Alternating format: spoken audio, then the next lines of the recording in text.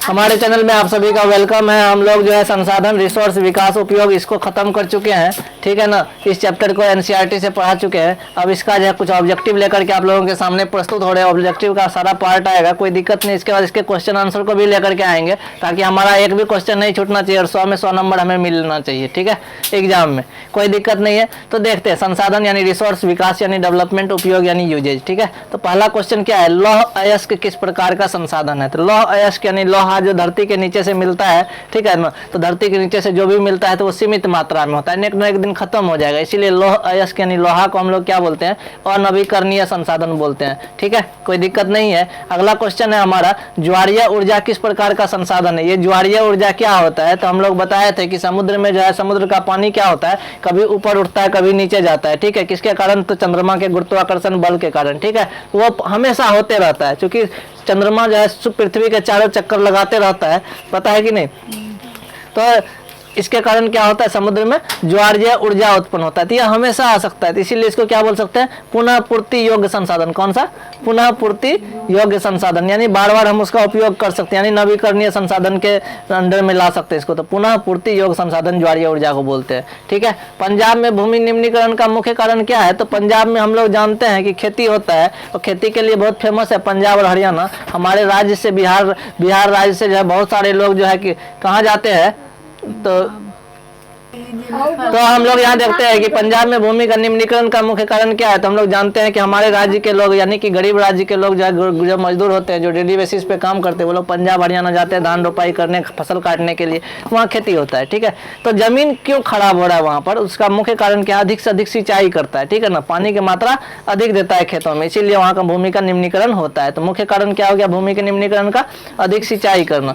किस प्रांत या राज्य में सीढ़ीदार या सोपानी खेती की जाती है। तो यहाँ पर अकल लगाएंगे कि ऑप्शन में जो देखेंगे कि ऐसा राज्य जो पहाड़ी इलाका में हो, ठीक है, क्योंकि पहाड़ पर ही सीढ़ीदार खेती होता है, ठीक है ना, जिसमें कि पानी रुके थोड़ा देर के लिए, खेत बनाए, तो छोटा छोटा जो है ना खेत बनाता है, तो सीढ़ीदार खेती की जाती है। तो किस प्रांत में, तो ऑप्शन में हमारा उत्तराखंड है, तो उत्तराखंड ले लेंगे। असम में भी होता होगा, ठीक है ना, अरुणाचल प्रदेश में भी होता होगा, चूंकि उधर पहाड़ी एरिया है। तो हम लोग का यहाँ ऑप्शन में क्या था, उत्तराखंड था, तो हम लोगों ने यहाँ उत्तराखंड लिया, ठीक है, कोई दिक्कत नहीं है। किस राज्य में काली मिट्टी पाई जाती है, तो गुजरात में। ऐसा जरूरी नहीं सिर्फ गुजरात में ही, लेकिन इस 4 ऑप्शन में से एक ऑप्शन सही था, गुजरात, इसलिए गुजरात को मारे हम लोग। जैव संसाधन का एक उदाहरण दो। तो जैव संसाधन किसको बोलते हैं, सजीव वस्तु को। सजीव यानी कि लिविंग थिंग्स।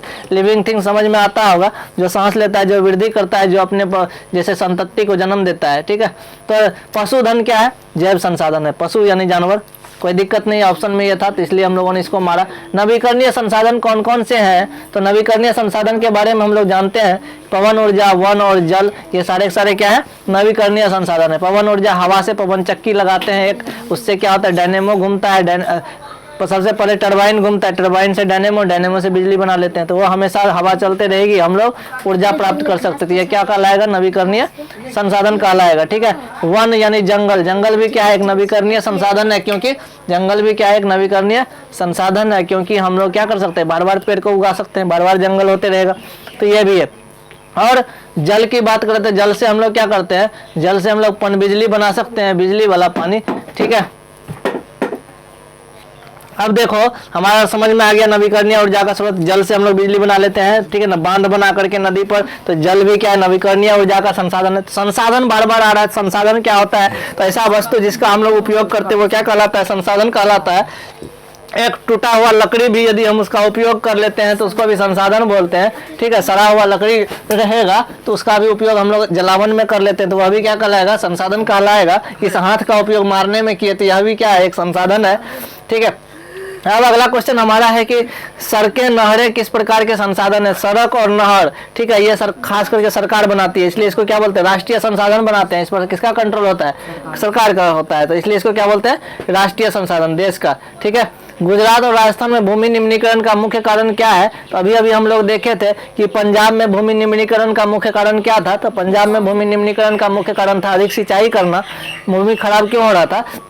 लेकिन गुजरात और राजस्थान में भूमि निम्नीकरण का मुख्य कारण क्या है, अति पशुचारण, यानी अधिक से अधिक पशुओं को चराया जाता है, जिसके कारण भूमि की जो होती है उर्वरकता शक्ति समाप्त हो जाती है। कैसे समाप्त होगा भाई, पशु चराने से होता है। जैसे कि पशु चरेगा, जैसे कि हम लोग का फील्ड है, मैदान है, ठीक है ना। मैदान पे यदि पशु को चराएंगे, पशु का जो खुर होता है पैर, उससे क्या होता है, मिट्टी उखड़ जाता है, ठीक है ना। मिट्टी उखड़ेगा, पूरा बारिश होगा, पानी के साथ क्या होगा, ऊपर वाला मिट्टी बह जाएगा। तो यानी कि ऊपर वाला मिट्टी में जो एनर्जी था, ताकत था, वो क्या हो गया, पानी के साथ बह गया। तो मिट्टी में नीचे वाला मिट्टी उतना अच्छा नहीं होता है, तो वो बचेगा। तो इसका मतलब क्या हो गया, भूमि निम्नीकरण हो, खराब होते जाएगा। अति पशुचारण से अधिक पशु को चराया जाता है। 10वां नंबर क्वेश्चन है हमारा कि किस राज्य में लाल एवं पीली मृदा पाई जाती है। तो लाल एवं पीली मृदा पाई जाती है उड़ीसा राज्य में। उड़ीसा राज्य जो है भारत के पूर्वी साइड में है, पश्चिम बंगाल के नीचे है और तेलंगाना के ऊपर है, छत्तीसगढ़ के बगल में। समझ में आ गया, कोई दिक्कत नहीं है। तो उड़ीसा राज्य में लाल एवं पीली मिट्टी पाई जाती है। पश्चिमी राजस्थान में, पश्चिमी राजस्थान किसको बोलेंगे, जो पाकिस्तान से सटा हुआ है। तो पाकिस्तान से सटा हुआ जो पश्चिमी राजस्थान है में किस मृदा को सिंचाई की सहायता से कृषि योग्य बनाया जा सकता है। आंख बंद करके हम लोग जानते हैं कि वहां पर कैसा मिट्टी पाया जाता है, मरुस्थलीय मृदा, ठीक है, जो कि बलुहा मिट्टी होता है। तो हम लोग वहां पर खेती कैसे कर सकते हैं, सिंपल सा उपाय है, सिंचाई करके, ठीक है। तो राजस्थान की बात की तो मरुस्थलीय मृदा, कोई दिक्कत नहीं है। भारत का संपूर्ण उत्तरी मैदान किस प्रकार की मृदा से बना हुआ है। तो जितना भी समतल भूमि है ना, खास करके मैदानी भाग, वो हम लोग के गंगा नदी के आसपास जो है उसमें जलोढ़ मृदा होता है। तो आंख बंद करके क्या बनाएंगे, जलोढ़ मृदा। क्यों होता है नदी के किनारे जलोढ़ मृदा, क्योंकि नदी जहां से बह करके आती है, हजारों किलोमीटर दूर से अपने साथ मिट्टी को बहा करके लाती है। तो मिट्टी क्या होता है, धीरे धीरे किनारे लग जाता है। तो वह कौन सा मिट्टी होता है, जलोढ़ मृदा, ठीक है, जो कि बहुत ही ज्यादा ताकतवर होता है, उपजाऊ होता है, उसमें अधिक से अधिक फसल होता है, ठीक है। उत्पत्ति के आधार पर संसाधन के कितने प्रकार होते हैं। उत्पत्ति का मतलब क्या हो गया, जब सृष्टि बना होगा, जब यह धरती का निर्माण हुआ होगा, तो दो तरह का वस्तु बना होगा, जीव भी बना होगा, निर्जीव भी, सजीव निर्जीव दोनों बना होगा, ठीक है। तो उत्पत्ति के आधार पर दो तरह के संसाधन है। एक को बोलते हैं जैव संसाधन, जिसको हम लोग सजीव भी बोलते हैं। एक को बोलते हैं अजैव संसाधन, जिसको निर्जीव बोलते हैं। जैसे कि ये स्केल है, स्केल क्या है, निर्जीव है, ये अजैव संसाधन हो गया, यूज करते हैं, इसका उपयोग करते हैं, इसलिए क्या है, संसाधन है कि नहीं। ये लॉकेट पहना हुआ है, तो लॉकेट क्या है, लॉकेट भी एक निर्जीव है, यानी अजैव संसाधन है, उसको पहनने का काम आता है, इसलिए उसको अजैव संसाधन बोलते हैं। उत्पत्ति के आधार पर संसाधन के दो प्रकार होते हैं, याद रखना, जैव और अजैव। अजैव संसाधन का उदाहरण दो, तो बहुत सारा उदाहरण दे सकते हैं। यहाँ पर चट्टान है, धातु है, ये टेबल है, कुर्सी है, ग्लास है, रिमोट है, हर चीज क्या है, अजैव संसाधन है। समझ में आ गया, जिसमें कि जान ना हो, यानी निर्जीव हो। अब है समाप्यता के आधार पर संसाधन के कौन कौन से प्रकार होते हैं। समाप्यता का मतलब जो समाप्त हो जाए, ठीक है, ऐसा कौन संसाधन है जो समाप्त हो जाएगा, ठीक है ना। तो हम लोग समाप्यता के आधार पर संसाधन के दो प्रकार होते हैं, एक नवीकरणीय, एक अनवीकरणीय। नवीकरणीय संसाधन क्या होता है, जो बार बार हो जाए, ठीक है, उसको क्या बोलते हैं, नवीकरणीय संसाधन। जैसे ये लड़का है, लड़का जब शादी करेगा फिर इसको बच्चे होंगे, उस बच्चे का भी शादी होगा तो उसको भी बच्चा होगा, फिर उस बच्चे का शादी होगा तो उसका भी बच्चा होगा। कहने का मतलब ये नवीकरणीय संसाधन है, कोई दिक्कत नहीं है। उसी से पानी भी नवीकरणीय संसाधन है, हवा भी नवीकरणीय संसाधन है, पेड़ पौधा भी नवीकरणीय संसाधन है। तो समाप्यता के आधार पर कौन समाप्त होगा, कौन समाप्त नहीं होगा। तो दो ही तरह के संसाधन है, एक नवीकरणीय, एक अनवीकरणीय, है ना। लोहा है, लोहा धरती के नीचे है, तो वो क्या हो जाएगा, कहीं ना कहीं समाप्त हो जाए, इसलिए वो अनवीकरणीय संसाधन है। हमको पेट्रोल, डीजल और कोयला ये सब चीजें मिलती है धरती के नीचे से, जीवाश्म ईंधन जिसको बोलते हैं, वह भी समाप्त हो जाएगा। तो वो सारे के सारे क्या कहलाएंगे, अनवीकरणीय संसाधन, कोई दिक्कत नहीं है। हम लोग आते हैं 16 नंबर में, ठीक है। नवीकरणीय योग्य संसाधन क्या होता है। तो अभी बताया, नवीकरणीय यानी कि जो बार बार आ जाए, बार बार उसका उपयोग कर सके, कभी खत्म नहीं होगा। तो जैसे कि सौर ऊर्जा, सौर ऊर्जा में क्या होगा, सोलर प्लेट हम यदि अपने छत पे लगा देंगे तो क्या होगा, सूर्य से ऊर्जा लेगा, फिर बैटरी चार्ज होगा, रोज हमको बिजली प्राप्त होगा बिना पैसा लगाए हुए। ऐसा तो नहीं है, रोज सूर्य निकलता है सुबह सुबह, है कि नहीं, वो कभी खत्म होने वाला नहीं। तो हमको वहां से ऊर्जा हमेशा मिलते रहेगा, इसलिए क्या हो गया, सौर ऊर्जा। पवन ऊर्जा, हवा तो चलना ही है, हवा चलेगा तो हम लोग टरबाइन लगा लेंगे, उससे भी ऊर्जा प्राप्त होगा, तो हमको बिजली मिल जाएगा। जल ऊर्जा, बांध बना देते हैं नदी पे, उसमें टरबाइन लगाते हैं, उसके बाद जो है डायनेमो लगाते हैं, बिजली बना लेते हैं, तो वो भी क्या हो गया, नवीकरणीय ऊर्जा के स्रोत। और नवीकरणीय योग संसाधन क्या हो गया, अभी बताए थे, जो समाप्त हो जाएगा, ठीक है। तो खनिज हो गया, खनिज का मतलब कौन, पेट्रोलियम, पेट्रोल, डीजल, कोयला, केरोसिन, ये सारी चीजें क्या है, समाप्त हो जाएगा। और जीवाश्म ईंधन सबको पता है, जीवाश्म ईंधन किसको बोलते हैं, जो जमीन के नीचे होता है, कोयला को जीवाश्म ईंधन बोलते हैं, पेट्रोल, डीजल, गैस को भी क्या बोलते हैं, जीवाश्म ईंधन। खनिज किसको बोलते हैं, लोहा, चांदी, सोना, ये सब धरती के नीचे से मिलता है, ये एक ना एक दिन समाप्त हो जाएगा, ठीक है ना। तो कहीं ना कहीं ये क्या कहलाया, खनिज। समझ में आ गया, लोहा, सोना, चांदी, धातु, ये क्या अलग कर।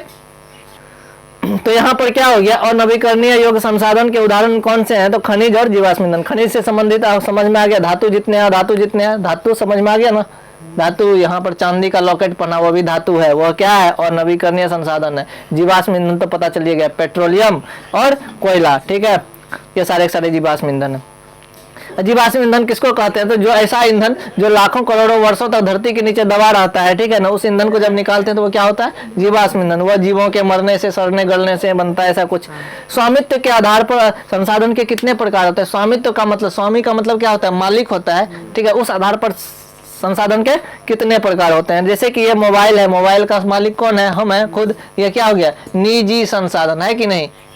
ये हाफ पैंट पहनता है युवराज, तो इसका मालिक कौन है, तो युवराज है। इसके पापा जी नहीं पहनेंगे इसको, तो इसका मतलब क्या हो गया, यह क्या है, इसका निजी संसाधन है कि नहीं, कोई दिक्कत नहीं है। लेकिन जो सामुदायिक संसाधन क्या हो गया, जब पूरे समाज का संसाधन हो, जैसे कि स्कूल हो गया, स्कूल तो सब बच्चा जाता है ना, ऐसा तो नहीं है किसी के घर का नहीं जाएगा, सारे बच्चे जाते हैं वहां पर, वो क्या हो गया, सामुदायिक संसाधन। राष्ट्रीय संसाधन जो देश का संसाधन हो, जैसे कि ये सड़क है, सड़क पे कोई भी आदमी चल सकता है, किसी भी राज्य का, है ना, तो वो क्या कहलाएगा, राष्ट्रीय संसाधन। बिजली जो है वो सरकार लगाती है, वो भी क्या कहलाएगा, राष्ट्रीय संसाधन। अंतर्राष्ट्रीय संसाधन क्या कहलाएगा, तो जैसे कि देखो समुद्र में देखो जाकर के, ऐसा जगह जहां पर सब देश जाकर के व्यापार कर सके, कुछ भी कर सकता है, तो वो अंतर्राष्ट्रीय संसाधन। तो कुल मिलाकर के हम लोगों ने देखा स्वामित्व के आधार पर 4 प्रकार का संसाधन, निजी, सामुदायिक, राष्ट्रीय और अंतर्राष्ट्रीय संसाधन, ठीक है।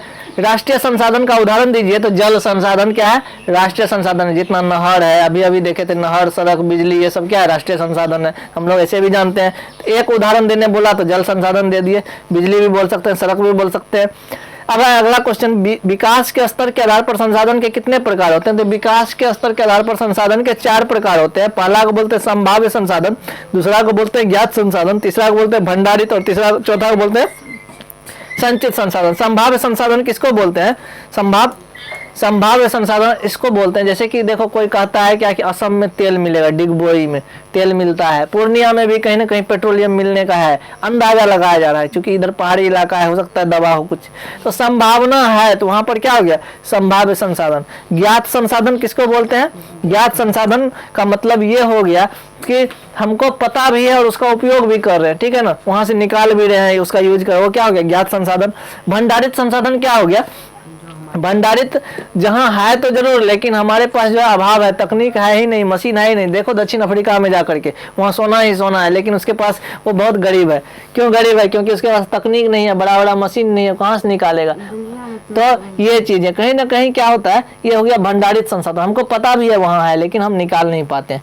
और एक संचित संसाधन होता है। संचित संसाधन क्या होता है, जिसको हम जमा करके रखते हैं, ठीक है ना।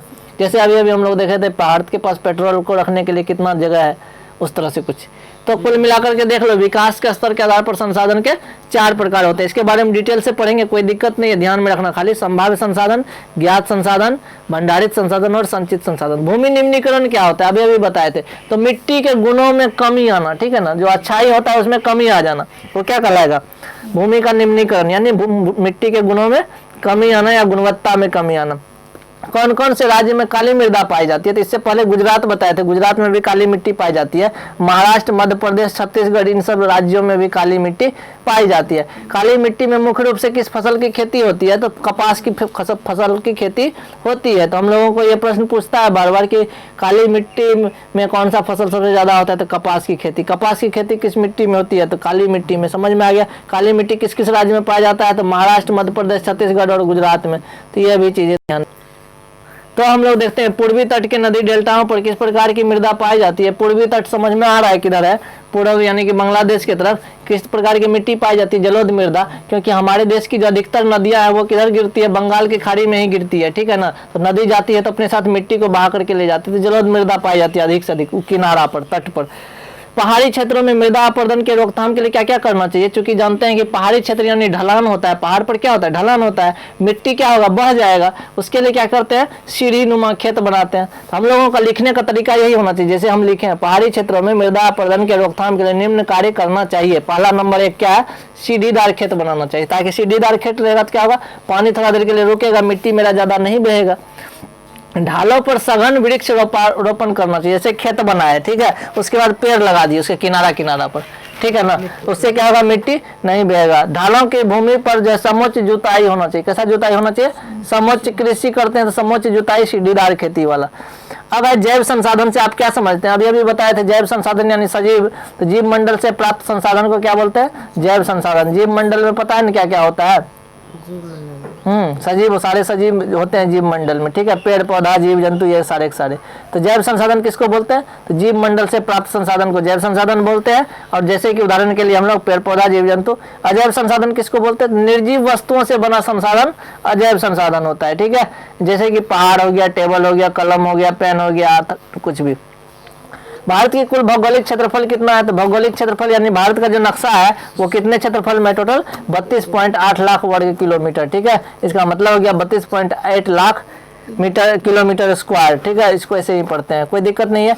भारत में भूमि का सर्वाधिक उपयोग किस क्षेत्र के अंतर्गत किया जाता है, शुद्ध बोए गए क्षेत्र। कहने का मतलब क्या हो गया, हमारे यहाँ अधिक से अधिक कृषि की जाती है, ठीक है, 95% क्षेत्र पर कृषि की जाती है। तो यहाँ पर इसलिए कहा गया सर्वाधिक उपयोग किस क्षेत्र में किया जाता है, शुद्ध बोए गए क्षेत्र में। बांगर क्या होता है, तो पुराना जलोढ़ मिट्टी को हम लोग बांगर कहते हैं और नया जलोढ़ मिट्टी को खादर कहते हैं। समझ में आ गया कुछ क्या होता है, तो जैसे नदी था तो क्या हो गया, अपने साथ मिट्टी बहा करके लाया, धीरे धीरे मिट्टी किनारा में जमा होते जाता है, तो उसके बाद फिर तो हर साल तो मिट्टी लाती है, हमेशा तो नदी बहते रहती है। तो जो जो नया मिट्टी लाती है वो हो गया, लाती तो है वो जलोढ़ मिट्टी, ठीक है, तो नया जलोढ़ मिट्टी को क्या बोलते हैं, खादर। और पुराना जलोढ़ मिट्टी जो 5 साल 10 साल पुराना हो गया उसको क्या बोलते हैं, बांगर। समझ में आ गया, अंतर इतना ही है, कुछ खास नहीं है। नवीन जलोढ़क या नवीन नया जलोढ़ मिट्टी, समझ में आ गया, यहाँ तक कोई दिक्कत नहीं। प्रथम अंतर्राष्ट्रीय पृथ्वी सम्मेलन किस शहर में आयोजित किया गया था, तो प्रथम राष्ट्रीय पृथ्वी सम्मेलन ब्राजील शहर में रियो डी जेनेरियो, कौन सा, रियो डी जेनेरियो नामक शहर में किया गया था, ठीक है।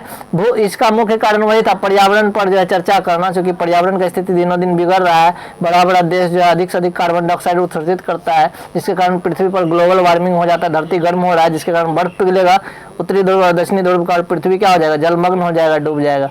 भू उपयोग को निर्धारित करने वाले भौतिक कारक क्या क्या है, तो भू उपयोग का मतलब क्या हो गया, हम लोग किस भूमि का उपयोग करते हैं, किस भूमि का उपयोग नहीं करेंगे, इसको निर्धारित कौन करता है, किसान नहीं करता है। ऐसा नहीं है कि जो उधर हम लोग का जो खेत है क्या कहते हैं उसको, चाप में, पश्चिमी एरिया में, तो उधर हम लोग क्या करते हैं, सिर्फ धान लगाते हैं, ठीक है, ज़्यादा से ज़्यादा मन होता है तो मकई लगा लेते हैं, क्यों, ऊंचा है थोड़ा सा, तो ऐसा क्यों, तो ये ऐसा नहीं कि मेरे मन पे है, एक ही फसल लगाता है किसान उधर, क्यों लगाता है, क्योंकि उधर भू आकृति की स्थिति कारण, भू आकृति क्या है, उसका गहराई ज़्यादा है, पानी लग जाता है तो फसल नहीं होता है, तो इस कारण से भी हम लोग ऐसा करते हैं। जहाँ खेत बढ़िया है वहाँ पर सब्जी भी लगाता है लोग। जलवायु पर भी डिपेंड करता है, जलवायु का मतलब क्या है, यदि समय से मौसम चेंज करता है तो हम लोग 2-2 फसल लगा लेते हैं, 3-3 फसल लगाते हैं, ठीक है, कहीं पर खूब बारिश होता है, हमेशा बाढ़ ही आ जाता है, कुछ भी आ जाता है, तो लोग धान लगाता है। सिर्फ मिट्टी के प्रकार पर भी डिपेंड करता है ना, उधर कहते हैं चिकनी मिट्टी है तो कोई दूसरा फसल नहीं हो पाता अच्छा से, इधर का मिट्टी थोड़ा बलुहा है तो थोड़ा हो जाता है कोई भी फसल। तो कहीं ना कहीं तो 3 चीज़ें हो गया, तो कौन कौन सा, कृषि को प्रभावित करने वाले कारक, पहला भू आकृति, मिट्टी का आकार, अथी जमीन का आकार, उस पर भी डिपेंड करता है। पंजाब में बड़ा बड़ा खेत होता है तो एक ही किसान एगो ट्रैक्टर लगाया, 4 गो ट्रैक्टर, फटाक फटाक से खेती हो गया। यहाँ पर छोटा किसान है, छोटा खेत में ट्रैक्टर चलवाना है तो अधिक पैसा लेता है, वहाँ पर बड़ा किसान है, बड़ा बड़ा खेत है तो कम पैसा लगता है, ज़्यादा काम करने में क्या होता है, कम खर्च होता है ना, तो ये चीज़ें। तो ज़्यादा पढ़ोगे तो दिमाग कम लगेगा, ठीक है ना, कम पढ़ोगे तो ज़्यादा दिमाग लगेगा। अंतर समझ में आ गया, ट्रिक कम किया ना, जो लड़का कम पढ़ेगा उसको दिमाग अधिक लगाना पड़ेगा क्योंकि उसको समझ में नहीं आएगा, और जो बच्चा ज़्यादा पढ़ेगा उसको दिमाग कम लगाना पड़ेगा क्योंकि पढ़ते पढ़ते उसका दिमाग जो है तेज हो जाता है। समझ में आया कुछ?